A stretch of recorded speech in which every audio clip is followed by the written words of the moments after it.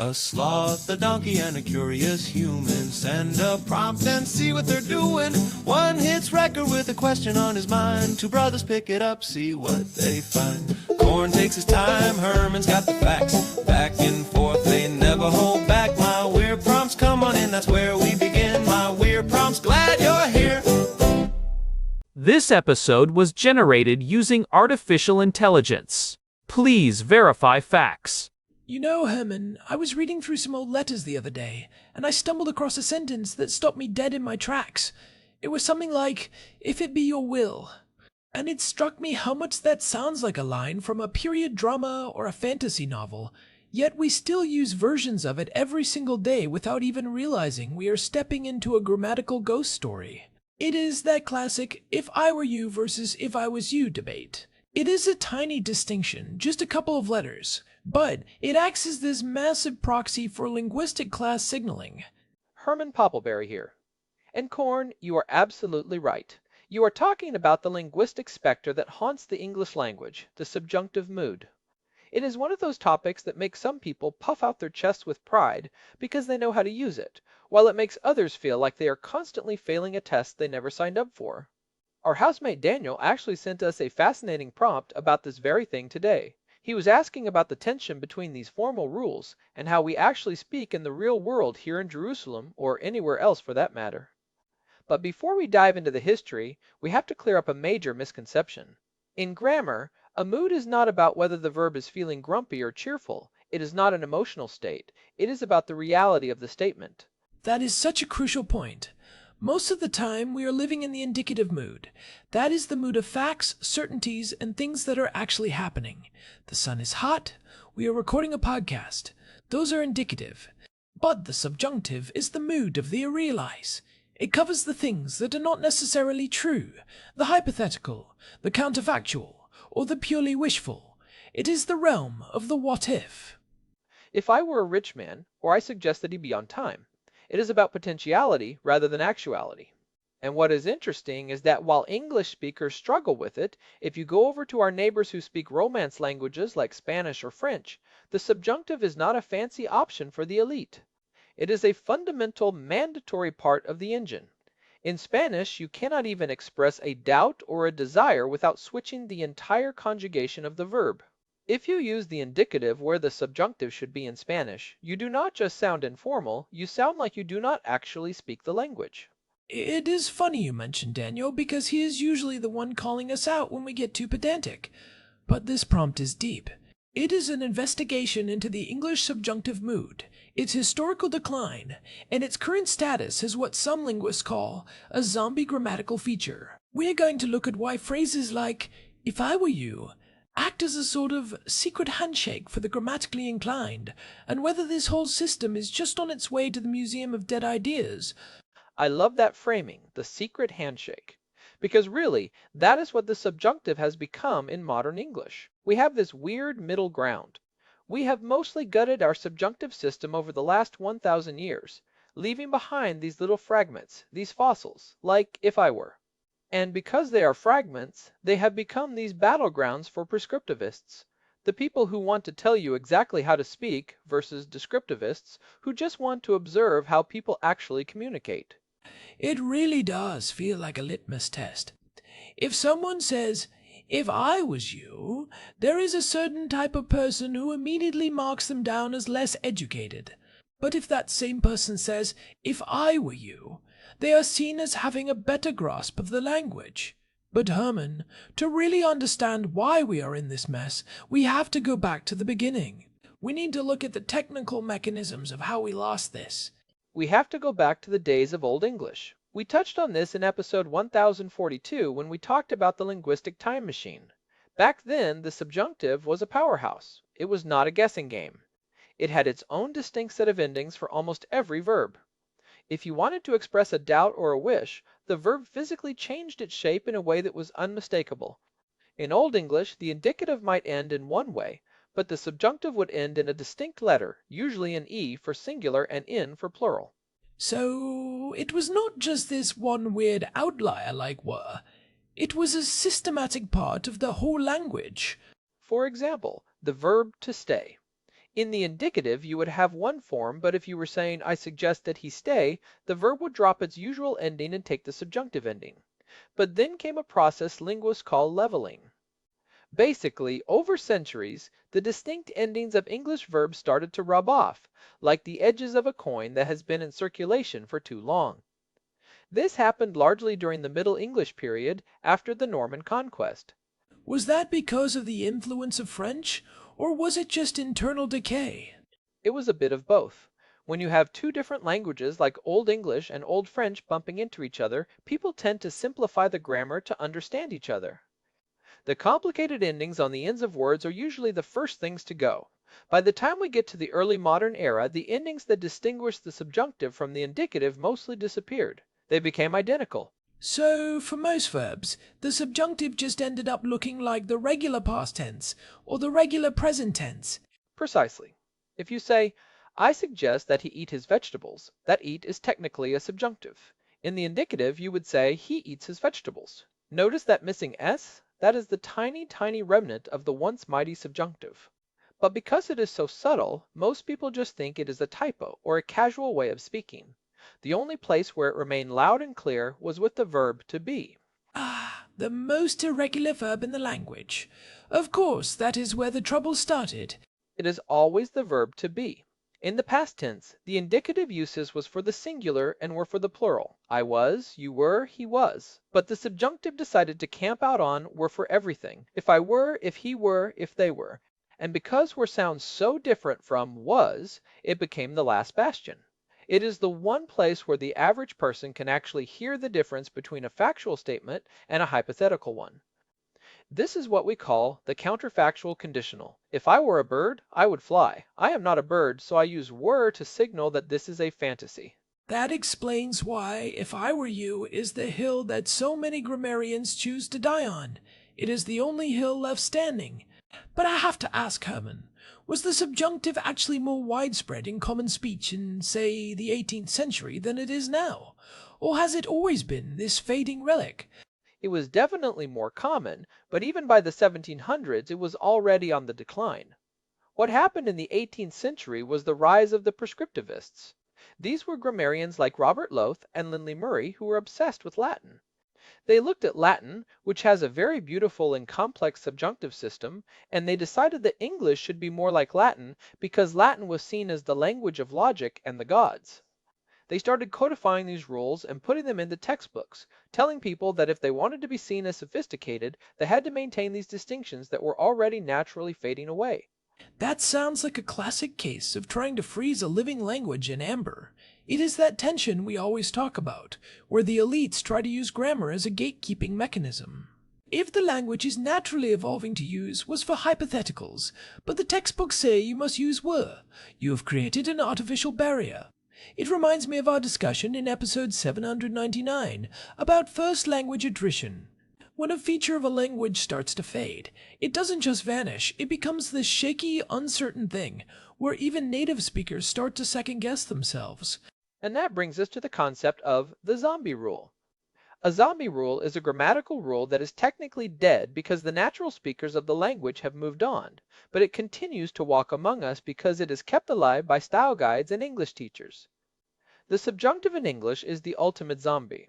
It doesn't have a heartbeat anymore in the sense of being a productive, necessary part of the language's grammar, but it still has enough cultural weight that we can't quite bury it. Think about Strunkenwhite's The Elements of Style. That book is like the necromancer keeping the subjunctive alive. It explicitly tells writers to use the subjunctive for conditions contrary to fact. I love that. It is a grammatical walker. But wait, is it really dead? Because I hear people use it all the time in formal settings. I insist that the defendant be restrained. It is essential that the committee meet on Monday. That doesn't feel like a zombie. It feels like a professional tool. That is a great point, Korn.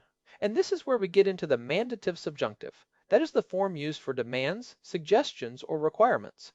And here is a fun fact that might surprise people. The mandative subjunctive is actually doing better in American English than it is in British English. Wait, really? Usually we think of British English as being the more traditional or formal version.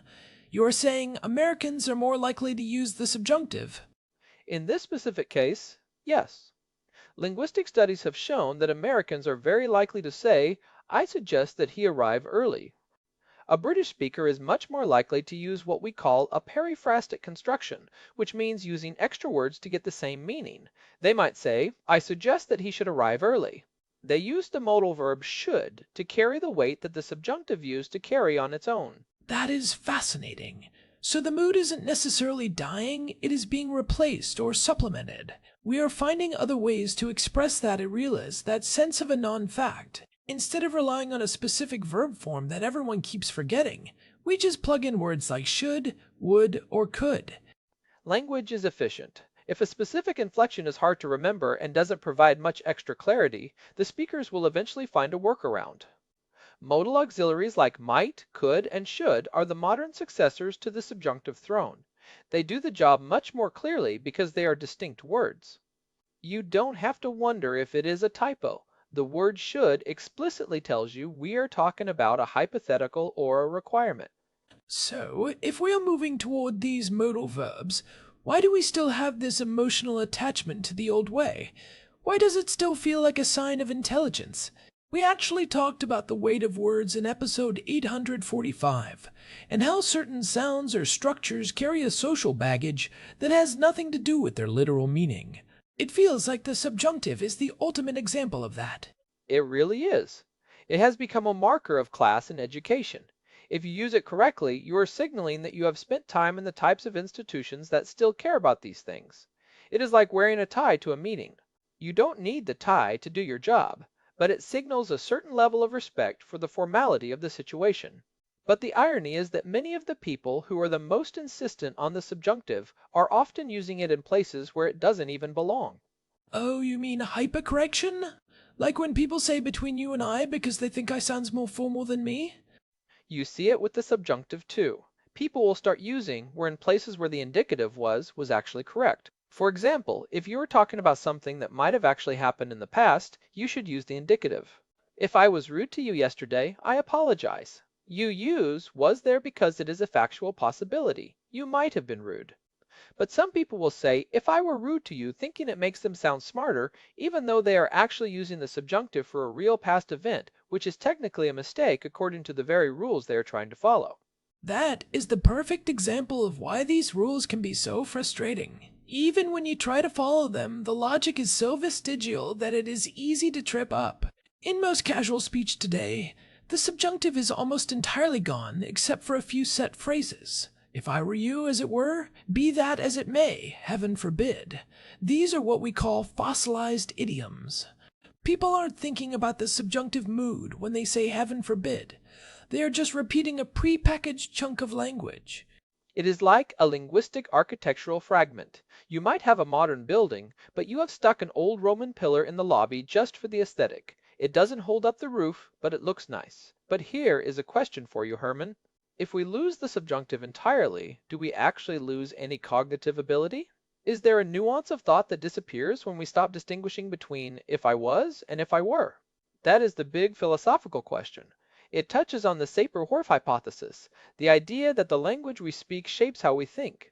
But most modern linguists would say no, we don't lose the ability to think the thought. We just change how we encode it. If I say, if I was you, everyone still knows I am talking about a hypothetical situation.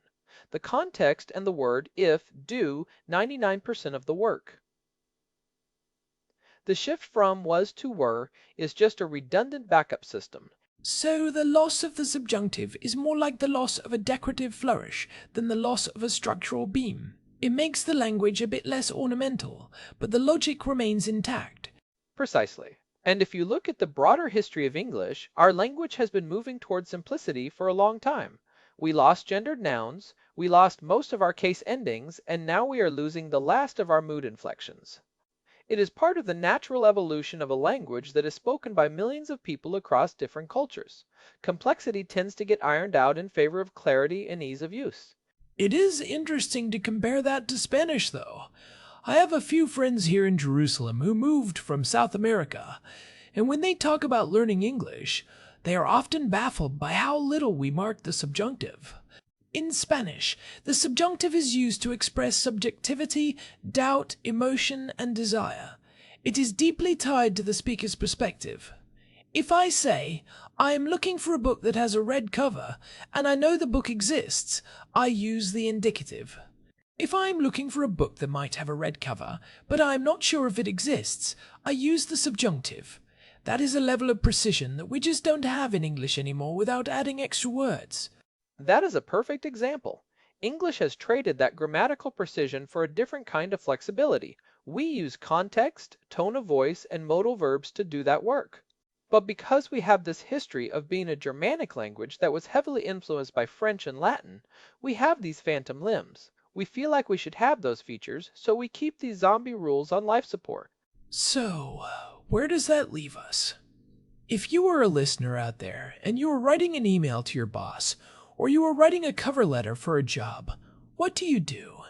Do you embrace the zombie, or do you let it rest in peace? My advice is always to know your audience. Grammar is a social tool. If you are writing in a formal context, especially in the United States, using the mandative subjunctive and the where subjunctive is still the safest bet. It shows attention to detail and a respect for tradition. It is like dressing up for an interview. You might not speak that way at home with your housemates, but in that specific arena, the rule still has power. But in a text message to a friend? If you say, I suggest that he be there, you might sound a little stiff. In that case, I suggest he should be there or just tell him to be there is much more natural. The key is to realize that neither is objectively wrong in the grand scheme of history. Language is a living organism, not a set of eternal laws handed down from a mountain. Usage eventually dictates correctness. If 95% of people start saying if I was you, then eventually that becomes the new standard. It is a democratic process, whether the grammarians like it or not. I think about this a lot in the context of our own lives. We live in a city, Jerusalem, where so many languages are constantly bumping into each other. You hear Hebrew, Arabic, English, Russian, French. When languages collide like that, the complicated bits, the weird little subjunctive quirks, are usually the first things to get dropped because they are the hardest for non-native speakers to pick up. That is such an important point. English is the global lingua franca. When a language becomes a global tool, it has to become more streamlined. The subjunctive is a luxury of a more isolated, stable linguistic community. In a fast-moving, globalized world, we need grammar that is robust and easy to transmit. The zombie rules are the baggage we carry from our more localized past. It makes me wonder what the next zombie will be. Maybe the distinction between who and whom. That one already feels like it is in the hospital on a ventilator. Oh, whom is definitely next. We could do a whole episode on the slow death of the objective case. But back to the subjunctive, I think what is most fascinating is that even as it dies, it leaves these beautiful traces. Think about the phrase, suffice it to say, that is a pure subjunctive, or be that as it may. We are using these ancient grammatical structures every day, like we are walking through a city and occasionally stepping on a cobblestone that was laid down 500 years ago.